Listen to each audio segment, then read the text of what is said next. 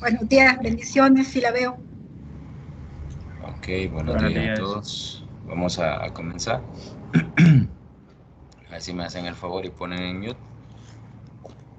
Vamos a hablar esta mañana pues vamos a hablar acerca del Señor. Y es que sabemos que con nosotros tenemos al poderoso de Israel. Nosotros muchas veces en oraciones decimos que tenemos al Rey de Reyes, Señor de Señores. Pero yo quiero hacerles como una pequeña eh, o darle visibilidad acerca de quién es el poderoso. Eh, Ustedes no sé si recuerdan, esto es lo que les digo que se va a ver un poquito chiquito. Espérenme que no pase. Va a ver un poquito chiquito, pero lo importante es que lo puedan leer. En Éxodo capítulo 14, del versículo 21 al 31, la palabra de Dios dice lo siguiente. Les voy a leer ahí les he colocado la Reina Valera 1960. Les voy a leer la nueva versión internacional, que dice, versículo 21 al 31. Dice la palabra de Dios. Moisés extendió su brazo sobre el mar, y toda la noche el Señor envió sobre el mar un recio viento del este, que lo hizo retroceder convirtiéndolo en tierra seca.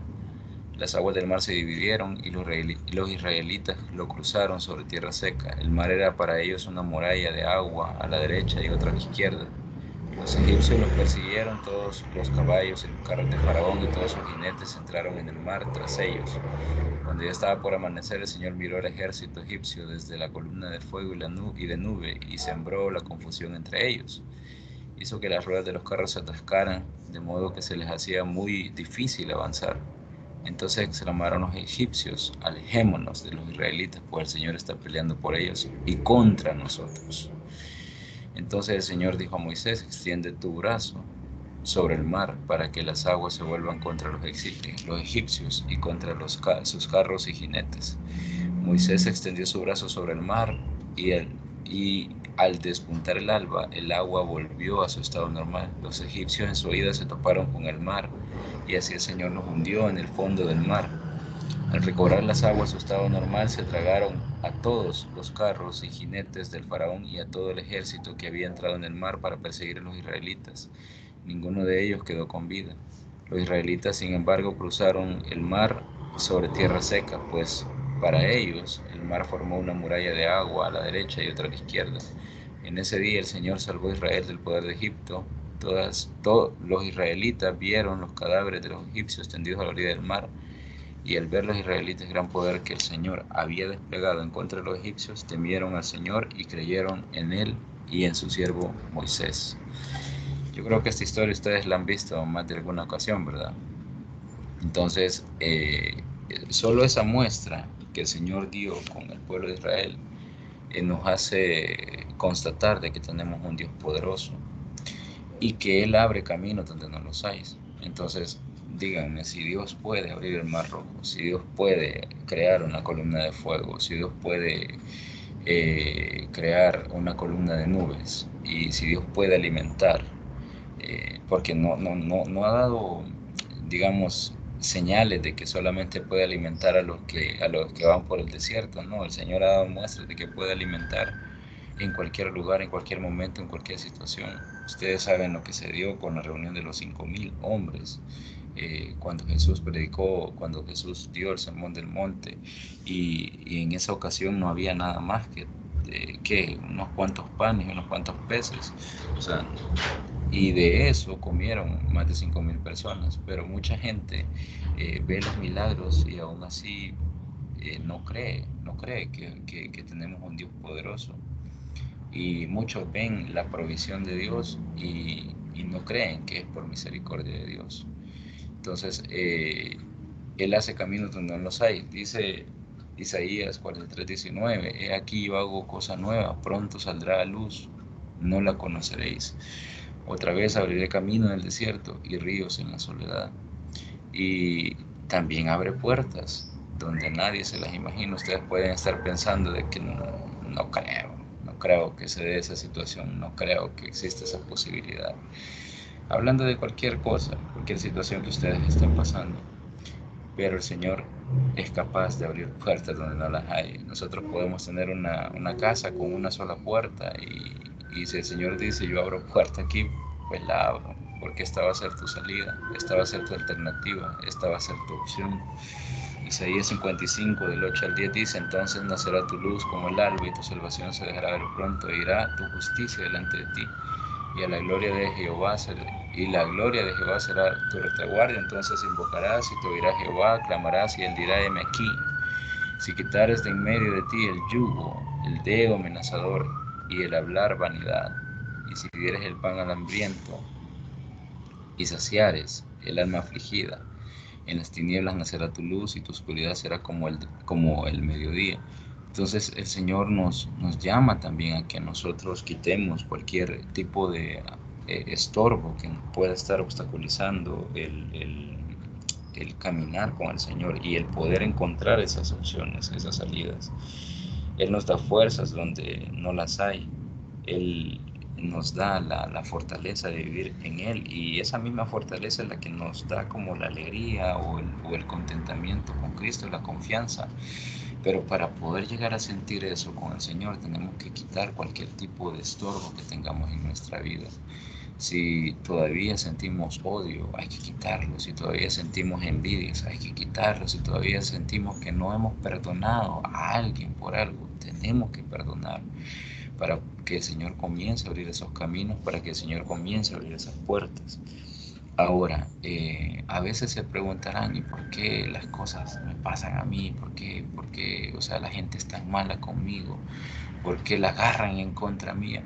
Pero no se preocupen por eso, eso no debe ser motivo de preocupación para ustedes, porque Hebreos en el capítulo 10, del verso 31 y 33, dice horrenda cosa es caer en manos del Dios vivo, pero traed a la memoria los días pasados en los cuales después de haber sido iluminados tú sostuviste gran combate de padecimientos.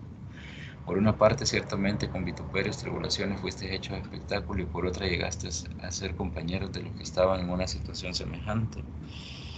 Ahora, es tremendo cuando alguien cae en las manos del Dios vivo. O sea, dice la palabra de Dios que cuando alguien sirve de tropiezo para alguno de mis pequeños, dice, mejor es que se ate una piedra al cuello y se tire al fondo del mar. ¿Por qué? Porque cuando alguien está estorbando en la vida de uno, el Señor lo que hace es que hace justicia. Simplemente si Faraón los va persiguiendo porque quiere seguirlos manteniendo como esclavos y ustedes ya declararon que ya no son esclavos del pecado, ya no son esclavos del alcohol, ya no son esclavos de la droga, ya no son esclavos de la pornografía, ya no son esclavos del mal uso del celular, por ejemplo. Entonces, pero el enemigo lo va a seguir persiguiendo. Entonces, lo que va a hacer el Señor es que le va a apartar ese estorbo de su vida. Pero tienen ustedes que pedírselo a Él, tienen que creer, tienen que clamar.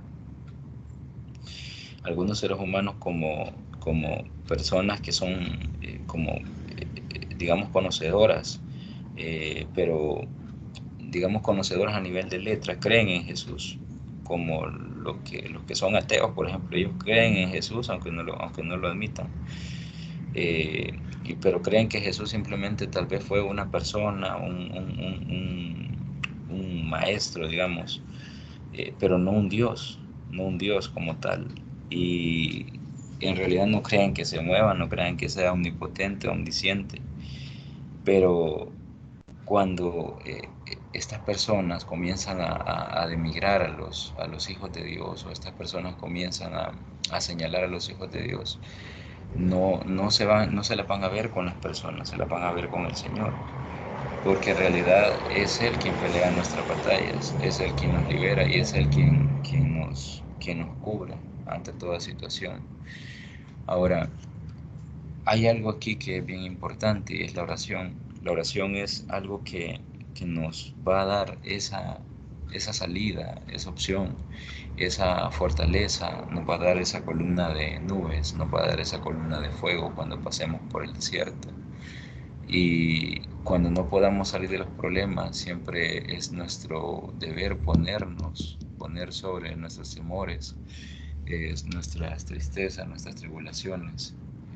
Sobre todo eso tenemos que poner nuestra oración, y nuestra oración de fe, no nuestra oración de nuestra oración aprendida, no, sino nuestra oración de fe, nuestra comunicación con Dios, nuestra plática con Dios. 1 Corintios 10:13 dice: no os ha sobrevenido ninguna tentación que no sea humana, pero fiel es Dios, que no os dejará ser tentados más de lo que podéis resistir, sino que dará también juntamente con él la tentación, la salida, para que podáis soportar. Entonces, lo que les quiero decir es que, y tal vez de esto ya hemos hablado anteriormente, ya hemos hablado acerca del pasar el desierto. Oscar tocó ese tema en algún momento. Yo he hablado acerca de las cargas que el Dios el cual nosotros servimos, en el cual nosotros creemos, no nos va a dar carga que no podamos llevar.